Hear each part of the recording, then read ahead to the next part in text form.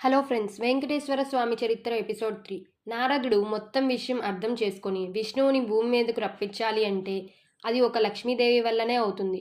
కానీ లక్ష్మీదేవి ఒప్పుకోదు. కాబట్టి ఏం చేయాలి అని ఆలోచిస్తూ ఉంటే భూమి మీద చాలా రోజుల నుంచి మహర్షులు అందరూ కలిసి యాగం చేస్తున్నారు. యాగం ముగిసింది. నారదుడు వెళ్ళి ఆ యాగ ఫలితం ఎవరికి చెందుతుంది అని అడుగుతాడు. అప్పుడు మహర్షులు అందరూ ఆలోచనలో పడిపోతారు. ఒకరికొకరు గొడవ పడుతూ ఉంటారు. భూరుగు మహర్షి, ఆగండి, నేను ఆ త్రిమూర్తుల దగ్గరకు వెళ్ళి వాళ్ళని పరీక్షించి వాళ్ళల్లో ఈ యాగ ఫలితం ఎవరికి ఇద్దామో చెప్తాను అని ఋషి బయలుదేరుతాడు. నారదుడు, హమ్మయ్య, గొడవ పెట్టేశాను అని సంతోషంగా ఉంటాడు.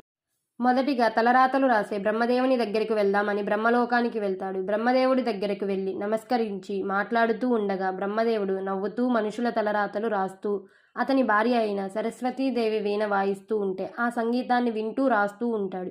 మహర్షి 3 సార్లు బ్రహ్మదేవా నమస్కారం, బ్రహ్మదేవా నమస్కారం, బ్రహ్మదేవా నమస్కారం అని ఎంత పిలిచినా పట్టించుకోకుండా ఉంటాడు. మహర్షి కోపంతో, బ్రహ్మదేవా, నీకు ఎంత అహంకారం!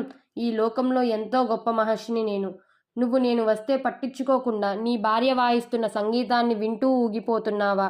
నన్ను ఇంతలా అవమానిస్తావా? మనుషుల తలరాతలు రాస్తున్నావనేగా నీ అహంకారం అని ఇక నుండి భూమి మీద నిన్ను ఒక్కరు కూడా పూజించరు, నీకు ఆలయాలు నిర్మించరు అని కోపంతో బ్రహ్మదేవుణ్ణి శపిస్తాడు.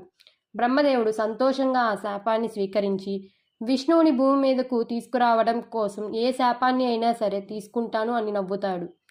మహర్షి కోపంతో కైలాసానికి బయలుదేరుతాడు. అప్పుడు శివుడు ఏం చేశాడో తెలుసుకోవాలి అంటే stay tune guys. Okay, bye friends.